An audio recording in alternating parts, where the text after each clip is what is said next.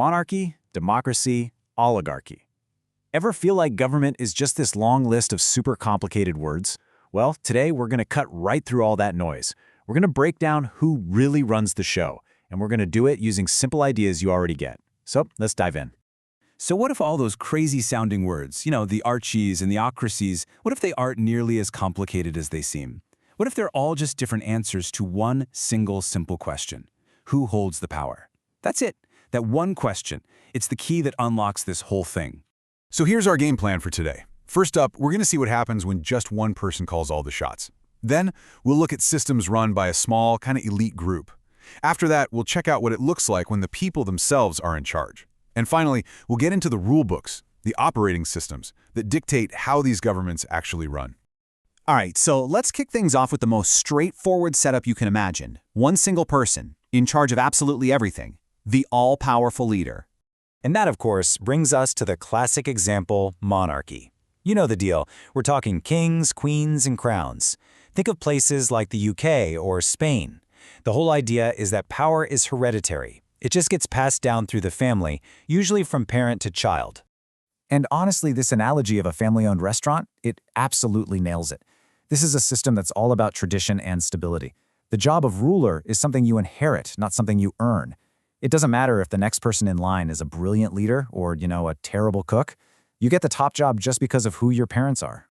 But, not all monarchs are created equal.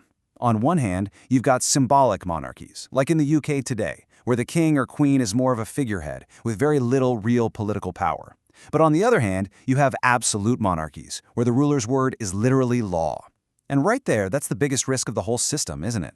What happens when a totally unsuitable leader inherits all that absolute power? Okay, now let's dial up that one-person rule a notch. In an autocracy, a single leader has supreme, absolute power, period. Their decisions can't be challenged by anyone or anything. There are no checks, no balances. A classic chilling example of this is Joseph Stalin's iron-fisted rule over the Soviet Union. So, what's the most extreme version of this? Well, that would be totalitarianism. You can think of it as autocracy on steroids. This is where the state doesn't just control what you do, it tries to control what you think, your beliefs, your values, every part of your life. The modern example that's often pointed to is North Korea. Okay, so we've covered what happens when one person is in the driver's seat. But what if it's not just one person? What if the power is held by a small, select group? Well, that brings us to what's called an oligarchy, which literally just means rule of the few.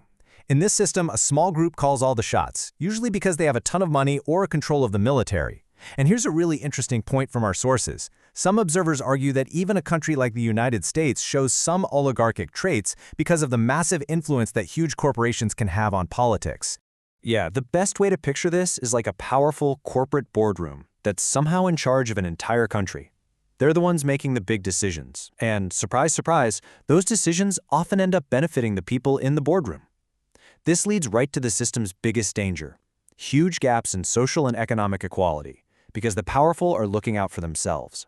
Now, communism also kind of fits into this rule by a few category.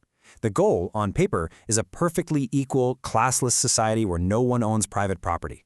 But in practice, what it means is that a single political party ends up controlling absolutely everything.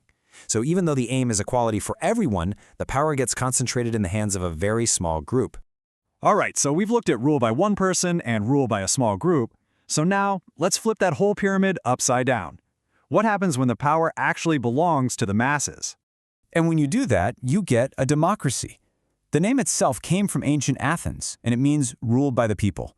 It's this simple, but honestly, pretty radical idea that the citizens themselves are the ultimate authority.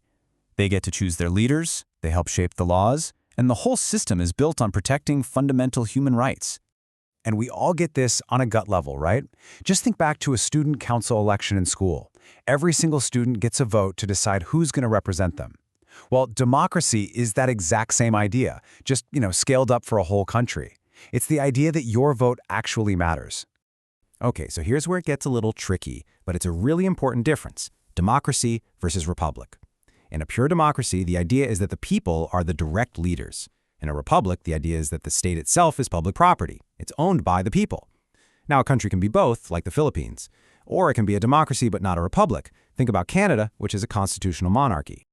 Okay, so we figured out who can be in charge. But, that's really only half the battle. The other half is how they get to rule. You can think of these next few systems as the government's operating system. It's the underlying code that decides how everything actually functions.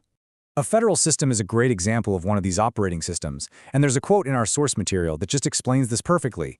It's like a head coach of a sports team delegating roles to assistant coaches. The central government is the head coach, and the regional governments, the states, are the assistants, and each one has their own part of the playbook.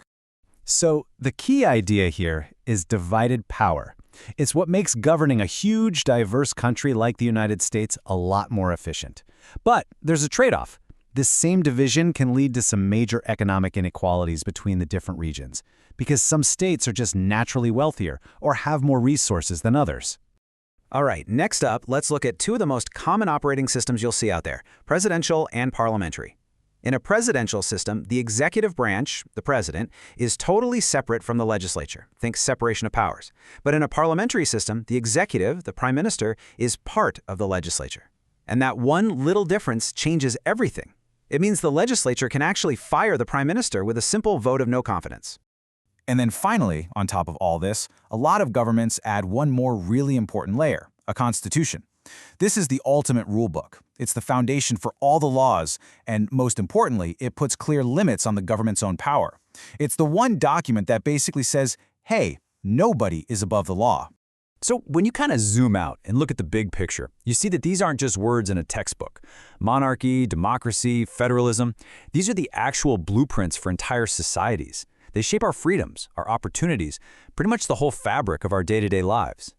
And really, that brings us to the most important point of all. Every single one of these blueprints has a trade-off. You might trade some efficiency for more freedom, or you might trade individual ambition for more equality. There are no perfect answers here, which really just leaves one big question for you to think about. If you were the one drawing the blueprint, what would you choose to prioritize?